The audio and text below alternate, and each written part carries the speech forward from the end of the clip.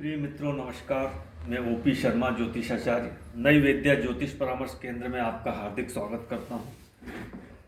आज का हमारा विषय है, हम कुंडली जब विश्लेषण करते हैं तो बहुत ही बेसिक रूप से हम भाव, भावेश एवं कारक का विचार करते हैं।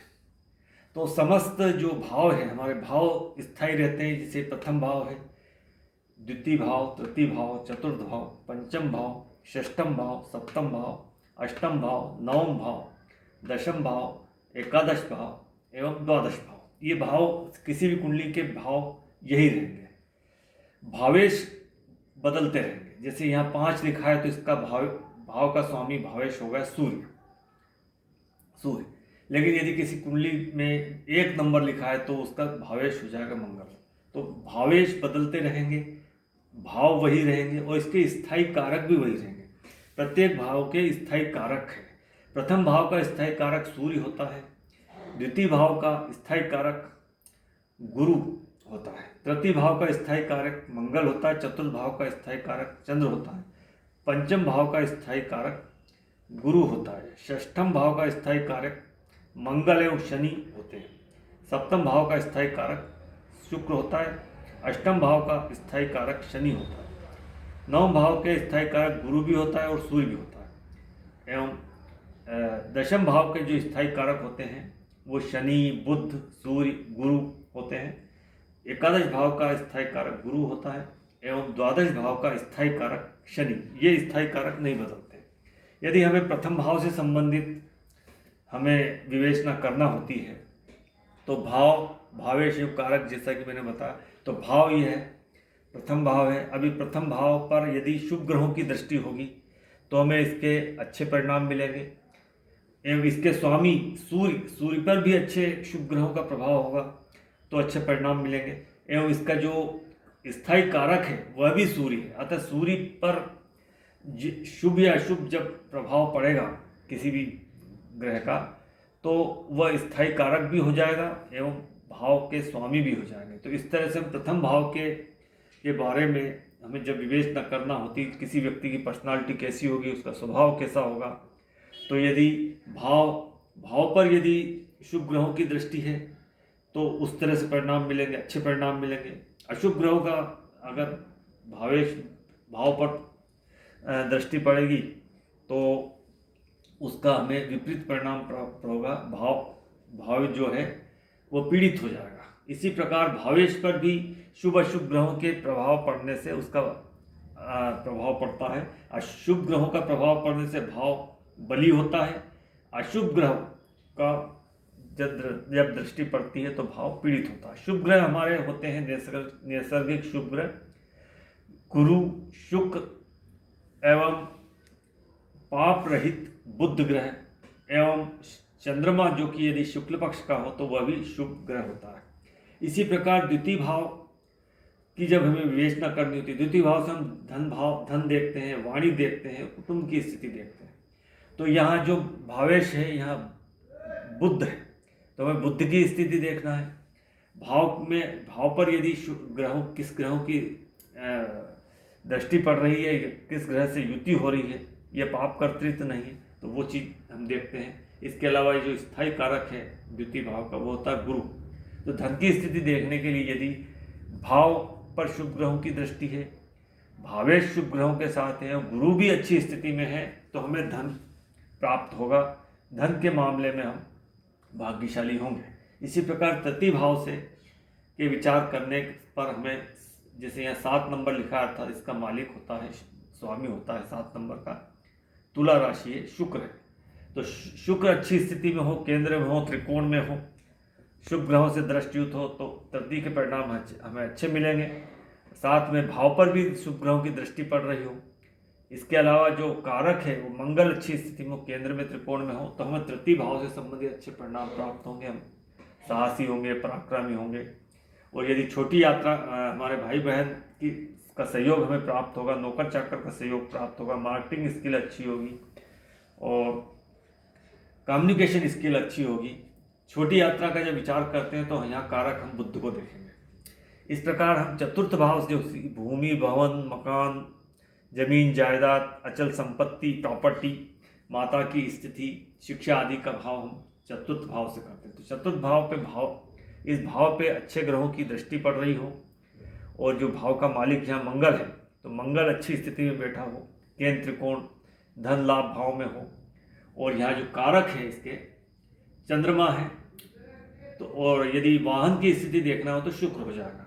यदि माता की स्थिति देखना है, जमीन जायदाद की स्थिति देखना है तो चंद्र का विचार करते हैं, एवं यदि वाहन का आदि का हमें विचार करना है तो शुक्र की स्थिति देखते हैं, और जमीन जायदाद का हम जब विचार करते हैं तो शनि एवं मंगल की स्थिति भी हम देखते हैं। तो इन पर यदि शुभ प्रभाव होगा तो हमें चतुर्थ से संबंधित अच्छे परिणाम प्राप्त होंगे। भूमि, भवन, मकान, जमीन जायदाद का हमें सुख प्राप्त होगा, माता का हमें लाभ मिलेगा, माता से सुख प्राप्त होगा। इसी प्रकार पंचम भाव से हम जो है वह संतान भाव है, ज्ञान भाव है, बुद्धि भाव है, इंटेलिजेंसी का भाव है, हमारी शिक्षा का भाव है। तो यहाँ पर जो भावेश भाव है, इस भाव पर अच्छे ग्रहों का प्रभाव हो तो भाव से संबंधित परिणाम अच्छे मिलेंगे। भावेश भी अच्छी स्थिति में हो तो हमें भावेश का लाभ मिलेगा, एवं इसका जो कारक है गुरु भी अच्छी स्थिति में हो, केंद्र में हो, त्रिकोण में हो, स्वराशि का हो, उच्च राशि का हो, तो हमें उससे संबंधित शुभ परिणाम प्राप्त होंगे। यदि कभी जैसे भाव पर शुभ ग्रहों की दृष्टि पड़ रही है, भावेश भी अच्छी स्थिति, लेकिन कारक यदि नीच का हो या अशुभ ग्रहों से हो तो हमें इस तरह से 33% परिणाम हमें अच्छे प्राप्त नहीं होंगे, एवं 66% परिणाम हमें अच्छे प्राप्त होंगे। इसी प्रकार यदि ये षष्ठम भाव है, षष्ठम भाव से संबंधित हमें क्या क्या होते हैं, रोग, ऋण, शत्रु, house of competition, house of litigation, संघर्ष आदि की स्थिति, हम कितने बली होंगे, कि स्पर्धाएं हम कंपटीशन एग्जाम फेस कर पाएंगे, इसमें सक्सेस कर पाएंगे या नहीं, आदि से हम यहाँ से देखते हैं। तो ये भावेश, जैसे भावेश कारक अर्थात 33% भी अंक देते हैं। तो जितने जो यहाँ पे जैसे भाव पे यदि अशुभ ग्रह की दृष्टि पड़ रही है तो ये भावेश 33% हमें रिजल्ट कम मिलेंगे, लेकिन हमारा जो कारक है मंगल वह अच्छी स्थिति में हो, और जो स्वामी है षष्ठेश वह भी अच्छी स्थिति में हो, तो हमें 66% परिणाम अच्छे प्राप्त होंगे। यदि हमें मुकदमेबाजी से संबंधित विचार करना हो तो हम मंगल देखेंगे, और रोग से संबंधित हम डिसीज के बारे में विचार करना है तो हमें शनि देखना पड़ेगा। इसी प्रकार ये सप्तम भाव है, दाम्पत्य का भाव है। जब हम वैवाहिक स्थिति देखना है तो हमें भाव पर अच्छे ग्रहों की दृष्टि पड़ रही हो, भावेश शनि अच्छी स्थिति में बैठा हो, केंद्र में, त्रिकोण में या स्वराशि उच्च राशि का, और जो कारक है शुक्र वह भी अच्छी स्थिति में है, तो अर्थात 100% हमें परिणाम अच्छे मिलेंगे। लेकिन यदि भाव पर शुभ ग्रहों की दृष्टि हो, भावेश भी अच्छी स्थिति में हो, लेकिन शुक्र अच्छी स्थिति में नहीं हो, तो 66% वैवाहिक स्थिति रहेगी हमारी, क्योंकि शुक्र जो कि 1/3 हिस्से को कवर करता है, उसके परिणाम हमें नहीं मिलने से वैवाहिक स्थिति में कमजोरी हो जाएगी। इसी प्रकार अष्टम से संबंधित, अष्टम भाव हमारी आयु का भाव है, हमारी पैतृक संपत्ति का भाव है, ससुराल से धन की स्थिति देखते हैं, हमारी जो ध्यान साधना आराधना से संबंधित भी हम यहीं से देखते हैं। इसके अलावा गड़ा हुआ धन, छुप गूढ़ शिक्षा, हिडन सडन गेन आदि, जो सडन लॉस, सडन गेन आदि जो देखते हैं वो अष्टम भाव से देखते हैं। यदि अष्टम पर शुभ ग्रहों की दृष्टि हो, अष्टमेज अच्छी स्थिति में बैठा हो, और यहाँ का कारक शनि भी अच्छी स्थिति में हो, तो निश्चित रूप से हम दीर्घायु होंगे सबसे पहले तो, और हमें पैतृक सुख भी प्राप्त होगा, पैतृक संपत्ति प्राप्त होगी, ससुराल से धन की स्थिति भी अच्छी रहेगी, और हम गूढ़ शिक्षा में रुचि लेंगे, पॉमेस्ट्री, एस्ट्रोलॉजी आदि रिसर्च में हम रुचि लेंगे, रिसर्च का हमें शौक होगा। तो अष्टम से इस तरह से हम स्थिति देखते हैं। अब हम नवम भाव की बात करते हैं। नवम भाव से हम पिता की स्थिति देखते हैं। पिता का भाव है, धर्म का भाव है, लॉन्ग ट्रेवल जर्नी का भाव है, भाग्य भाव है, और हमारे जो गुरुजन है, हमारे मार्गदर्शक है, वो सब हम यहाँ से देखते हैं। तो जब पिता की स्थिति देखना हो तो यहाँ का कारक सूर्य हो जाता है। तो नवम भाव पर शुभ ग्रहों की दृष्टि हो, शुभ ग्रह अर्थात गुरु की दृष्टि हो या शुक्र की दृष्टि हो या पाप रहित बुध हो या शुक्ल पक्ष का या शुक्ल पक्ष के आसपास का चंद्रमा का प्रभाव हो तो नवम भाव अच्छा हो जाएगा। भावेश है यहाँ पे, जैसे इसमें मंगल है और किसी कुंडली में ये भावेश बदल जाएगा। जैसा कि मैंने बोला भाव और कारक वही रहते हैं और भावेश बदलते रहते हैं। तो यहाँ मान लो इस कुंडली में जैसे मंगल है तो मंगल अच्छी स्थिति में है और सूर्य की स्थिति भी अच्छी है, तो हमें पिता से लाभ प्राप्त होगा, पिता का सुख प्राप्त होगा, पिता का सहयोग प्राप्त होगा, पिता दीर्घायु भी होंगे, पिता प्रभावशील भी होंगे। और इसी प्रकार गुरु की स्थिति अच्छी हो तो हमें धर्म में रुचि रहेगी, अध्यात्म में रुचि रहेगी, हम लॉन्ग ट्रेवल जर्नी करेंगे, हम तीर्थ यात्राओं का भ्रमण करेंगे, तीर्थ यात्रा करेंगे, हमें गुरुजनों का आशीर्वाद प्राप्त होगा। इस प्रकार से हम ये नवम भाव के बारे में इस तरह से भावेश कारक के रूप में विचार करते हैं। हम दशम भाव की बात करते हैं तो दशम के यहाँ 4 कारक लिखे हुए हैं। यदि हम नौकरी करने की स्थिति में हैं तो शनि हो जाएगा, व्यापार करना है तो व्यापार का कारक बुध है, उच्च पद प्राप्त करना है हमेशा सरकार में IAS ऑफिसर आदि IPA तो हमें सूर्य की स्थिति देखना है। और गुरु यहाँ धन का कारक है, उच्च पद का भी कारक है और मान सम्मान का भी कारक है।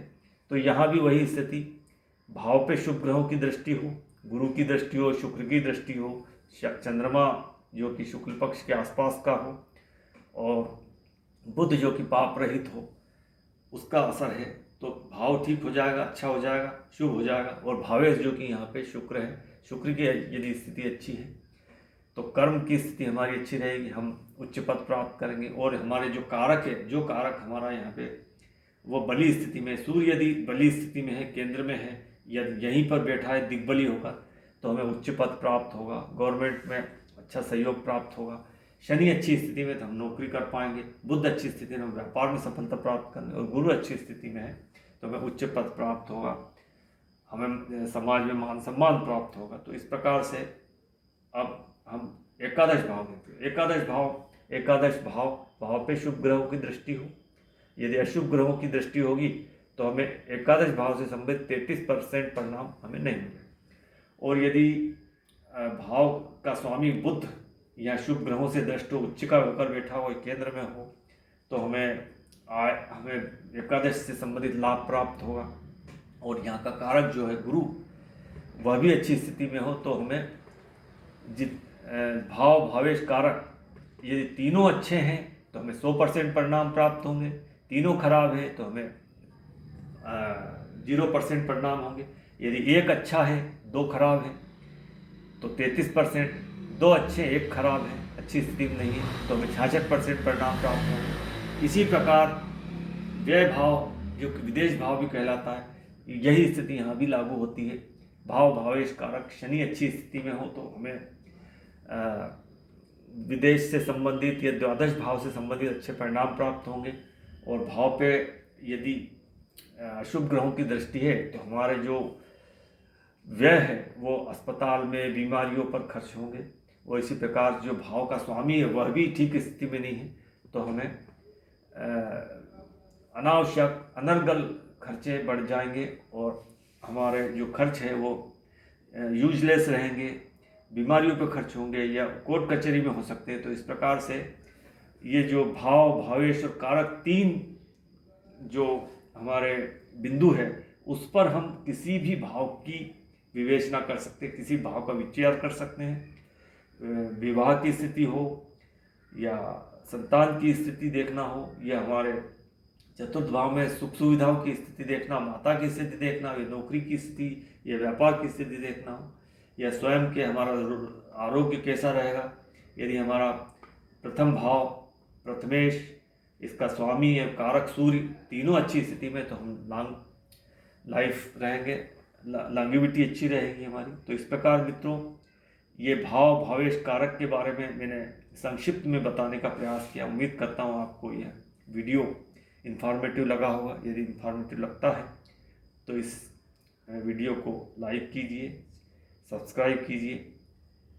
वीडियो पूरा देखा इसके लिए मैं आपको धन्यवाद देता हूँ। नमस्कार।